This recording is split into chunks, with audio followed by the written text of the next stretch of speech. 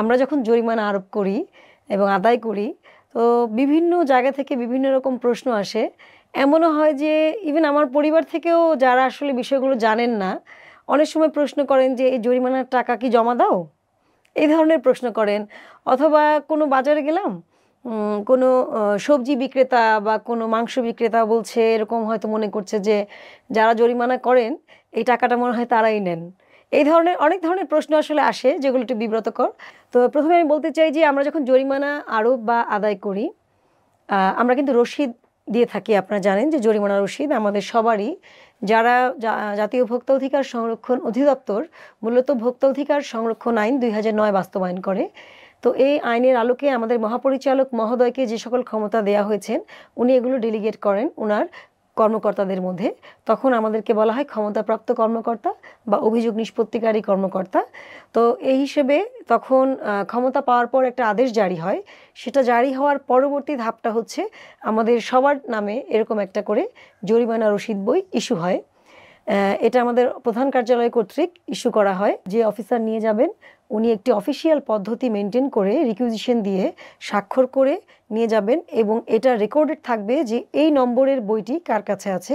যেমন আমার এখানে 862 2019 সালে এই বইটি নাম্বার, এবং এটা যে ফাহমিনা আক্তার সহকারী পরিচালক ঢাকা বিভাগীয় কার্যালয় ব্যবহার করবেন, এই বিষয়টি কিন্তু প্রধান কার্যালয় নথিতে রয়েছে এবং বিভাগীয় কার্যালয় নথিতে রয়েছে।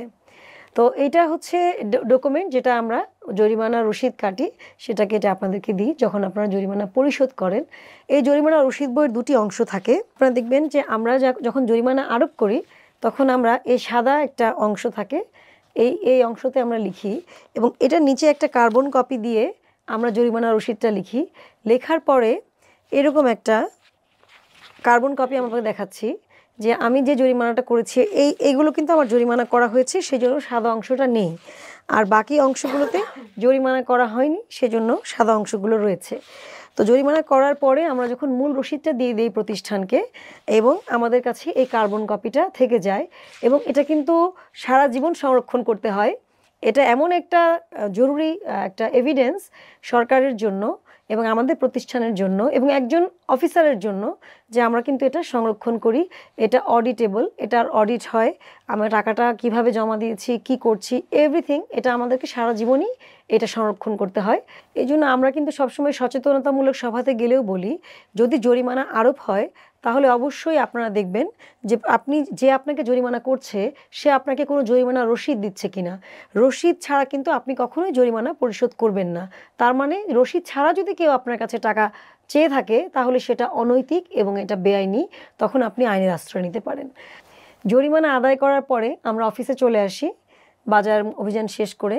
তারপরে ওই দিন আমরা যতগুলো প্রতিষ্ঠানে জরিমানা আরোপ করি সেটা আমাদের সফটওয়্যারে অথবা কম্পিউটারে একটি রিপোর্ট ইনিশিয়েট করি যে আমরা আজকে অমুক বাজার তদারকি করেছি, সেখানে এতটি প্রতিষ্ঠানকে কোন কোন ধারায় কত টাকা জরিমানা করা হয়েছে, এই বিষয়ক একটি রিপোর্ট আমরা প্রধান কার্যালয়ে প্রেরণ করি। এটা প্রধান কার্যালয় এটা সংরক্ষণ করে, এবং আমার যেটা নিজের অফিস সেখানেও এটা সংরক্ষিত থাকে। আপনারা জানেন যে সরকারের দুই ধরনের রেভিনিউ থাকে, একটা ট্যাক্স থেকে রেভিনিউ, ট্যাক্স ভ্যাটের, আরেকটা হচ্ছে নন ট্যাক্স রেভিনিউ, মানে কর বহির্ভূত রাজস্ব আদায়। তো জরিমানাটা আসলে ট্যাক্স এবং ভ্যাট ছাড়া এটা আমাদের এই জরিমানাটা হচ্ছে সরকারের নন ট্যাক্স রেভিনিউর আন্ডারে, এবং এই জরিমানাটা যে আমরা জমা দিব সরকারি কোষাগারে সেটার জন্য একটা সুনির্দিষ্ট কোড রয়েছে, যেটা হচ্ছে জরিমানার কোড। মানে জরিমানার জন্য নির্ধারিত একটি কোড রয়েছে, সেই কোডে আমরা আমাদের অধিদপ্তরের নামে এবং যে কর্মকর্তা জরিমানা করেছেন তার নামে এইরকম একটি চালানের মাধ্যমে টাকাটা জমা দিই। এবং এটার জন্য কিন্তু আমাদের নির্দেশনা আছে, যেদিন আমরা অভিযান করি সেই দিন অথবা তার পরের দিনের মধ্যেই টাকাটা জমা দিতে হবে, এটাই নিয়ম। আমরা কেউই এই নিয়মের ব্যত্যয় সাধারণত করি না। যদি সরকারি ছুটি শুক্র শনি অথবা এই ধরনের কোনো ছুটি না থাকে, ব্যাংক যদি খোলা থাকে, আমরা এটা অতি দ্রুত জমা দিয়ে দেই। যেমন এখানে 10,000 টাকা আমি জরিমানা আরোপ করেছিলাম জুন মাসের 2 তারিখ এই বছর 2024 সালে। এটা আমি 10,000 টাকা জরিমানা করেছি। ইভেন আমার রসিদ বইয়ের কত নম্বর রসিদটা ইউজ করা হয়েছে সেই নম্বরটাও কিন্তু আমাদের চালানে থাকে। তো এই চালানটা যখন আমরা জমা দিব সরকারি ব্যাংকে জমা দিতে হয়, যেখানে চালান জমার জন্য ব্যবস্থা রয়েছে, সকল শাখায় এগুলো জমা হয় না। তো এখানে আমার দেখেন এখানে 14 নম্বর দেওয়া আছে, এটা কিন্তু ব্যাংক কর্তৃক প্রদত্ত। এই 14 নম্বর আমার চালান নম্বর হচ্ছে 14, এবং এখানে ব্যাংকের একটা সিল রয়েছে যে কোন ব্যাংকের কোন শাখায় আমরা জমা দিয়েছি, সেই সিলে নামটা আছে এবং জমার তারিখ। এটা হচ্ছে আমার চালান জমার প্রসিডিউর। তো এটা 3টা কপি দিতে হয়, একটা কপি ব্যাংকের কাছে থাকে, একটা কপি ব্যাংক বাংলাদেশ ব্যাংকে প্রেরণ করে, আরেকটা কপি আমাদের অফিসে সংরক্ষণ থাকে। তো আমরা 3টা কপি করে পাঠাই, এই একটা কপি আমাদেরকে ফেরত দেওয়া হয় আমাদের নথি সংরক্ষণের জন্য। তো এটা করার পরে ঠিক একদিন পরেই আমরা 24 ঘন্টা পরে সরকার একটা ভালো ব্যবস্থা করেছে, অনলাইন চালান ভেরিফিকেশন। যেহেতু আমরা ডিজিটাল বাংলাদেশ থেকে স্মার্ট বাংলাদেশে পদার্পণ করছি, সেহেতু আমাদের এই বিষয়গুলো কিন্তু এখন অনেক সহজ। তো আর সরকার এরকম একটা অনলাইন চালান ভেরিফিকেশন, এটা আপনি গুগলে সার্চ করলেই পেয়ে যাবেন। যেই টাকাগুলো, যে কোনো জরিমানা হোক, ফি হোক গভর্নমেন্টের, তো আপনি যেটা জমা দিয়েছেন এটা সরকার যে বুঝে পেয়েছে, এটার জন্য একটা ব্যবস্থা সরকার করেছে, সেটা হচ্ছে অনলাইন চালান ভেরিফিকেশন।